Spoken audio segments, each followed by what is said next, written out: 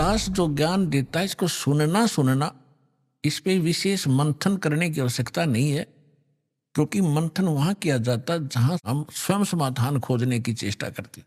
यह सारी शंकाएं सत्संग से आपकी समाप्त हो जाएंगी। और ये समझकर सुनते रहना, अपनी अटपट ना करना, नहीं तो मार खा जाओगे धर्मदास की तरह। ध्यान से सुनते रहना, आपकी बुद्धि तक वो ना पहुंचते हैं कि ये ऐसे कैसे हो गया, छोड़ देना उसको। दास के एक एक वचन को ऐसे समझ लेना जैसे परमात्मा का ज्ञान है, परमात्मा की दी हुई वाणी है, उसी का ज्ञान है। तो भगवान का दिया हुआ ज्ञान झूठा नहीं हो सकता। यदि दास अपनी तरफ से बनाकर कहता तो उसमें त्रुटि 100 मिल जाती। इसमें त्रुटि नहीं होंगी, लेकिन आपकी बुद्धि वहां तक ना पहुंच सकेगी। वो आपका अभी अनुभव की त्रुटि रहेगी, और अनुभव में आपको सत्संग का अभाव रहा होगा। ज्यादा सुनने के बाद ये समाप्त हो जाएंगे। इसका यही विकल्प है। तो इसको श्राप लगा हुआ 1,00,000 जीव मानव शरीरधारी प्राणियों के खाने का। अब यहां शंका उत्पन्न होगी कि भगवान ने इसको ये श्राप क्यों दे दिया, ताकि हमें खा रहा है। ये ना श्राप लगाता तो ये हमें ना खाता। नहीं, अगर परमात्मा इसका या मरोड़ी नहीं लगाता तो ये आपको मनुष्य जीवन भी नहीं देता। और मनुष्य जीवन बिना आपको सद्बुद्धि नहीं आ सकती। भगवान कौन है, कहाँ है, और उससे प्राप्त उसको वापस प्राप्त नहीं कर सकते मनुष्य जीवन के बगैर। ये तो आपको तो दुखी करना ही करना था। जैसे एक मानव शरीर को छोड़कर जितने भी प्राणी हैं, क्या हालत है उनकी। जंगल में देखो, शेर किसी के पीछे भाग रहा है, चीता किसी के पीछे भाग रहा है, कोई किसी को खा रहा है, सांप मेंढक को खा रहा है, मेंढक को मनुष्य खा रहे, सर्प को काट काट कर खा रहे, मर्गों को मनुष्य खा रहे हैं, भैंस गायों को खा रहे। तो कोई बात है ये? तो उसमें क्या हालत होती है आपकी। तो अब परमात्मा ने ये कंपलसरी कर रखा है कि एक मनुष्य जीवन अवश्य देना पड़ेगा। इसने 84 लाख योनियों के भोगने के बाद भी। और दूसरे तरीके से जैसे पुण्यों का संग्रह होगा, उससे अधिक भी मनुष्य जीवन कंटिन्यूसली भी मिल जाते हैं। तो दास जो कहने जा रहा है, जो आज का विषय है, एक विशेष रहेगा आपके लिए, और परमात्मा पाने के लिए आपके लिए एक विशेष प्रेरणा बनेगी, और सत्यता भी एक अत्यधिक सामने आएगी। वैसे तो आ ही रही है। तो जब हम यहां आ गए, हमारा बुरा हाल हुआ, कोई गधा बना, कोई कुत्ता, कोई सुअर, और फिर तपस्या के ऊपर जो हमें जलाया जाता है, वहां कैसे जलाया जाता है। अंदर एक सूक्ष्म शरीर है, स्थूल शरीर ये ऊपर है। इसके माध्यम से हम जो भी आहार करते हैं, आप देखो महापुरुषों ने कितना ज्ञान दिया है कि शराब मत पियो, मांस मत खाओ, सुल्फा भांग भूकी मत खाओ, बुराई मत करो। तो हमने सबसे पहले बकवाद बनाई, हुक्का बनाया, बीड़ी बनाई, शराब काट ली, और सारे ये शुरू कर दिए, सिगरेट ला कर दो, मारे सट्टे। ये क्या बकवाद है? ये पीने और खाने की वस्तु है। लेकिन इसने अपना आहार तैयार करवाना आपके माध्यम से। जितनी भी अश्लील पिक्चरें आप देखते हो, अश्लील कर्म करते हो, गंदी सोच रखते हो, वैसा ही मन के अंदर एक विशेष डिपॉजिट होता है उसका। और फिर ये जैसा भी चटपटा आहार आप खाते हो, उसका भी एक न्यारा अंदर अंश जमा होता है। उसको फिर तपस्या ऊपर, एक तपस्या बहुत बड़ी पत्थर की टुकड़ी है, तवे की तरह, और उसके ऊपर 1,00,000 प्राणी डेडली मनुष्य शरीर छोड़कर जो जाते हैं, वो सूक्ष्म शरीर वाले, उनके अंदर वो समावेश होता सारे अंश का। और वहां इतनी गर्म है वो, उसका फारेनहाइट भी नहीं बता सकते कितना। उस पर पटक दिए जाते हैं, जैसे हील चटक चटक होया करती हैं चावलों से बनाते समय, ऐसे प्राणी चटक मटक होते हो। मरते नहीं, ऐसी दुर्गति हो जाती है। तब उसके अंदर से वो गंध निकलता है, और फिर उनको वहां से फेंक देता है ऑटोमेटिकली सब जीवों को। वो वापस आते हुए कुछ होश में आते हैं, तब उस समय वो धर्मराज के दरबार में पड़े दिखाई देते हैं। फिर वो खड़े होते, उनको लाइन बनवा दी जाती है कि अपने संस्कार, अपने कर्म आधार से अपनी इजाजत लो और चलो नेक्स्ट लाइफ के अंदर। और उधर से वो माल, वो गंध निकला हुआ काल खा रहा होता है। जब तपस्या के ऊपर ये प्राणी तप रहे, धर्मदास जी से परमात्मा से पूछा कि भगवान आपने कैसे दया करी कि भाई जब ये प्राणी तपस्या पे भूनने जा रहे थे तब मेरे को भगवान ने भेजा।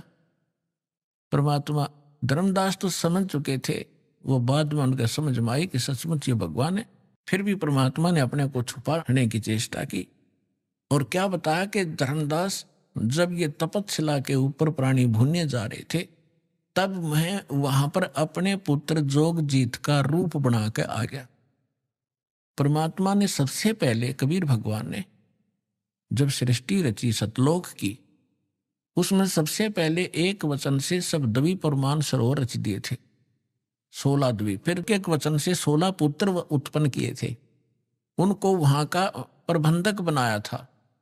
तो उनमें से एक सहज दास है, एक अचिंत है, एक जोगजीत है, और भी 16 है ऐसे। उनमें से जोगजीत नाम के रूप में ही परमात्मा ने, काल ने जो गलती सतलोक में की थी और हमने की थी, उसने ही वहां उसी रूप में आकर हमारे को 21 ब्रह्मांड समेत वहां से बाहर निकाला था। आपको सृष्टि रचना में दास ने बहुत बार सुनाया है, लेकिन आज विषय दूसरा इसलिए वो नहीं सुना पाऊंगा। तो जब हम यहां आगे हमारी ये हालत बिगड़ी, तपस्या पर जाके वहां वो गुरु नकली भी वहीं कोई मर के साथ आ गया है, वो वहां भुगत रहा होता है। साथ में वो पंडित भी, विद्वान भी, मोल्ला और काजी भी वहीं भून रहे होते। उस समय मुल्ला काजी तो नहीं थे, लेकिन ऋषि ही होते थे जो परमात्मा जहां से स्टार्ट कर रहे हैं। तो सभी गुरु भी, शिष्य भी इकट्ठे ही वहां भूने जा रहे थे। तो वहां जाने के बाद सबकी बुद्धि ठिकाने आ जाती है कि सचमुच वहां क्या था, अब यहां क्या है। तो तब परमात्मा ने कहा, जब वहां पर ये काल जीवों को भून रहा था, मैं वहां खड़ा हो गया जाके। अब परमात्मा की और काल की वार्ता सुना करके फिर आपको एक विशेष प्रमाण दिखाएंगे, बहुत सारे। परमात्मा ने कहा कि बहुविध जीवन कीन पुकारा, काल देत है कष्ट अपारा, यम का कष्ट सहा ना जाई, हे भगवन तुम हो सहाय। देखो परमात्मा, हम जब राम और कृष्ण के पुजारी थे, हनुमान जी भी पूजा करते थे, गणेश जी की भी पूजा करते थे। जब दुखी होते थे, जब इन्हों क्या करते, हे सच्चे मालिक, हे सच्चे मालिक दया करिए। इसका मतलब ये है कि जिनको हम पूजा करते थे उससे हटकर है कोई सच्चा मालिक, आज उसको हम सच्चाई के नाम से जानते हैं। अब परमात्मा कहते हैं, जीव सब पुकार रहे थे, हे परमात्मा हम बहुत दुखी हो रहे हैं, इस तपस्या के ऊपर हमारी रक्षा कीजिए। आए जहां यम जीव सतावे, यम माने काल, आए जहां यम जीव सतावे, काल निरंजन जीव नचावे, चटक पटक करे जीवता भाई, ठाड बहे पुनता हम आई। जहां पर वो जीव चटक पटक कर रहे थे, खील सी बुने थी उनकी, मैं वहां खड़ा हो गया। मोहे देख जीव कीन पुकारा, हे साहेब हम लेहो उबारा, तब हम सत्य शब्द गहुरावा, पुरुष शब्द से जीव तपत बुझावा, यम से छुड़ा ले वो तुम स्वामी, दया करो प्रभु अंतर्यामी। परमात्मा कहते हैं, फिर मैंने अपना उस सत्य शब्द, सत्य नाम का उच्चारण किया। हमें समझा रहे, कोई भी आपत्ति आप पावे, प्रथम नाम प्राप्त हो उसका स्मरण अवश्य करके देखना, चाहे दुखी सुखी होकर करना एक बार। और सतनाम प्राप्त है उसका स्मरण करना, सार नाम प्राप्त है तो फिर तो कंप्लीट ही कोर्स है, तो सार नाम का जाप करना। फिर देखना आपकी आपत्ति किस प्रकार हल्की होती जाती है। तो यहां परमात्मा कहते हैं, तब हम सत शब्द गहुरावा, सतनाम का जाप किया, और पुरुष शब्द से जीव तपत बुझावा। तपत टुकड़ी तो जल रही है, लेकिन उनका जलन महसूस नहीं हो रही है मेरी वहां उपस्थिति में। तब जब वो उनकी जलन खत्म हुई तो बैठ गया ऐसे सामने, और सामने देखा चांद सा चेहरा, परमात्मा सामने खड़े हैं। यम ते छुड़ा ले तुम स्वामी, दया करो प्रभु अंतर्यामी। हे भगवान हमें छुटा लो, हमारी रक्षा करो। तो परमात्मा कहते हैं मैंने उनसे कहा जब तुम जाए धरो जग देहा, तब तुम कर हो शब्द स्नेहा। पुरुष नाम सुमरियो सैदाना, बीरा सार गहो परवाना। दे धरो तब सत शब्द समाई, तब हम सतलोक ले जाई। जा आसा ता बासा होई, मन कर्म वचन सुमरियो सोई। परमात्मा कह रहे हैं कि देखो तब मैं जीवन से कहा समझाई, भाई जोर करूं तो मेरा वचन नसाई, क्योंकि मैंने आपको भेजा है यहाँ पर। अब क्या बताया है कि तुम जब पृथ्वी पर मनुष्य जीवन प्राप्त हो और तब मेरा कोई संत मेरा दास आपको यथार्थ ज्ञान दे रहा हो, तो उस समय आप उससे मंत्र लेकर के जाप करना, फिर मैं तुम्हें छुड़वाऊंगा। अब मैं तुम्हारा कुछ नहीं कर पाऊंगा। कहे जीव सुन पुरुष पुराना, देह धरो बिसरो नहीं ज्ञाना। पुरुष जान सुमरो जुमराई, वेद पुराण कहे समझाई। वेद पुराण कहे मति एहा, निराकार से की जय नेहा। सुर नर मुनि जन 33 करोड़ी, ये बंदे सभी निरंजन डोरी। ताके मते कीन हम आशा, अब हम चीन पड़ा यम फांसा। अब वहां जितने भी जीव तपस्या पर भुन रहे थे, परमात्मा ने सृष्टि रचना सुनाई, तुम कैसे फंसे हो। अब जीव सभी कह रहे हैं हे सनातन परमात्मा, मनुष्य शरीर पाकर हम आपको नहीं भूलेंगे, आपका ज्ञान याद रखेंगे। और यहां तो ऐसी बिजली गिर दे है, कुछ याद ही नहीं रहने देता। अब क्या बता रहे हैं कि पुरुष जान सुमरा जमराई। हमने परमात्मा समझ कर काल भगवान की पूजा कर ली और वेद पुराण कह समझाई कि आज तक जितने भी विद्वान पुरुष हमारे मिले हमें को, वो कह रहे हैं कि वेदों और पुराणों में बताया है ये निरंजन ही परमात्मा है, ब्रह्म ही सर्वशक्तिमान है। वेद पुराण कहे मति एहा, निराकार से करियो नेहा। कि ये सब निराकार बताते हैं उस भगवान को, कि वेदों में निराकार लिखा है। परमात्मा बोले ये वेद कतेब झूठे ना भाई, झूठे हैं जो समझे ना। तो वहां पर सभी प्राणी कहते हैं कि सुर नर मुनि जन 33 करोड़ी, ये भी परमात्मा सब काल के ही बंधे हुए हैं, इनकी पूजा करते हैं। और ताके मते कीन हम आशा, उन्हीं के विचारों के आधार से हमने भी इसी आस पर ये साधनाएं की। अब हमो चीन पड़ा यम फांसा, अब हमने काल के इस जाल का पता लगा आपके ज्ञान से। परमात्मा कहते सुनो जीव छल यम यह केरा, ये यम फंदा कीन गनेरा। अब परमात्मा कहते हैं धर्मदास जो पूछो मोही, युग युग कथा कहूं मैं तो ही। जब ही पुरुष आज्ञा के ना, जीवन काज पृथ्वी पग दीना। कर परिणाम तब पृथ्वी पग धारा, पहुंचे जहां धर्म दरबारा।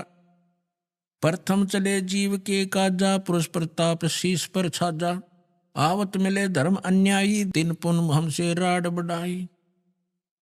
मोकों देख धर्म डिग आवा, महाक्रोध बोलो अतुरावा। अब परमात्मा क्या बताना चाह रहे हैं कि मैं जब वहां आया तपस्या के ऊपर, और उधर से काल के आहार का समय हो गया, उसने टाइम फिक्स कर रखा कि इतने समय में वो सभी यहाँ पर अपना भुन के जल भुनकर चले जाएंगे और मेरा मटेरियल शेष रह जाएगा। उसने उस आइडिया से आया वो काल, लेकिन जीव वहीं रखे परमात्मा ने उनका भ्रम निवारण करने के लिए कि जिसको तुम निराकार कहते हो वो देखो वो आ रहा, तुमसे निकले हुए इस गंध को खाने के लिए। ये है वो तुम्हारा ब्रह्म, वो आ रहा देखो। ओछा माथा, काला शरीर, विकराल, लंबे लंबे बाल सारी शरीर के ऊपर ऐसे, कहने लगे वो आ रहा देखो। तब सभी घबरा गए, जैसे शेर को देखकर बकरे कांपने लग जाते। परमात्मा ने कहा चिंता मत करो, मैं खड़ा हूं यहां पर, और अब तुम जाओ, अब मेरी इसकी बात बनेगी कुछ। तो वो परमात्मा ने वहां से अपनी शक्ति से उड़ा दी, वो फिर अचेत कर दिए। काल ने तुम्हारे साथ ऐसे जुल्म कर ही रखा, इसका तो एक विधान बना हुआ है। उधर से जब काल भगवान ने देखा कि ये जोग जीत कैसे खड़ा है यहाँ पर, तो उसको ये मालूम था कि ये वैसे तो आ नहीं सकते, कोई आदेश परमपिता का होगा। जोगजीत को अपना बड़ा भाई समझकर और दूसरा अपना दुश्मन मानकर कि इसने मुझे वहां से निकाला था, आज इसको पहले तो इससे पूछूंगा कि किस उद्देश्य को लेकर आए हो, परमात्मा का कोई आदेश लाया है क्या? उसके बाद फिर इसको खूब पीटूंगा, इसने मेरी बेइज्जती की, वहां से निकाला। तो जो ही वो काल निकट आया, काल ने पूछा कि जोगजीत तू यहां क्यों आया? कोई परमात्मा का आदेश है तो मुझे बता, कोई हुक्म लेकर आया है तो पहले वो बता, और फिर जोगजीत तने छोड़ूंगा नहीं मैं। आज तो मेरा फंस गया, तने मेरी बेइज्जती की, वहां से मुझे निकाला मैंने, हाँ, और गलती खुद करी, वहां ऐसी बकवाद करी, भगवान ने तब निकाला। तो दुष्ट व्यक्ति के ये स्वभाव होता है, अपनी गलती नहीं मानता हो। तो तब जोगजीत रूप में भगवान कबीर साहब ने कहा कि सुन ले ज्योति निरंजन, आदेश परमपिता का, तूने सभी प्राणियों को महादुखी कर रखा है, कोई कुत्ता, कोई गधा, कोई सूअर बनाकर, और मनुष्य जीवन में कोई सुखी नहीं। क्या ये इसलिए तेरे साथ आए थे? तेरे साथ आ गए, न गलती कर दी तो ऐसा प्रतिशोध लिया करते। तो उसने कहा कि तू अपना मतलब बता, तेरा क्या उद्देश्य है? तो परमात्मा ने कहा कि मेरा उद्देश्य है, मैं नीचे जाऊंगा ब्रह्मांडों में। 21वें ब्रह्मांड की बात है, सबसे ऊपर तपस्या आपने ब्रह्मांडों के चित्रों में देखी होगी जो दास ने बनाई। कहा कि नीचे के लोकों में जाऊंगा, तेरा भांडा फोड़ करूंगा, तेरा सारा पोल खोल लूंगा कि एक भगवान नहीं है, ये काल है, इसको ये श्राप लगा हुआ है, तुम गंदे लोक में रह रहे हो, तुम यहाँ के वासी नहीं हो। और सबको यथार्थ ज्ञान देकर परमात्मा ने ऐसा मंत्र दिया मेरे को, जो प्राणी उस मंत्र को ले लेगा काल तो निकट नहीं जा सकता उसके। ऐसा मंत्र मेरे पास है, वो जाके दूंगा। तो उसने सोचा कि तो मेरा नाश करेगा, नीचे जाके भेद बतावेगा तो उजड़ जाएगा सब कुछ मेरा। तो इसने परमात्मा ने कहा कि इस बात को सुनकर इतना भयंकर हो गया, मुझे मारने के लिए झपट्या। धर्मदास जी को परमात्मा कहते हैं, कितना भयंकर अटैक काल का आपके ऊपर हो, जो मंत्र मेरा दास आपको दे या मैं कभी आऊं जब दूं, तो उस मंत्र का जाप करके देखना एक बार, पहाड़ जैसे दुख को ऐसे फोड़ दिया जैसे बारूद फोड़ देती है।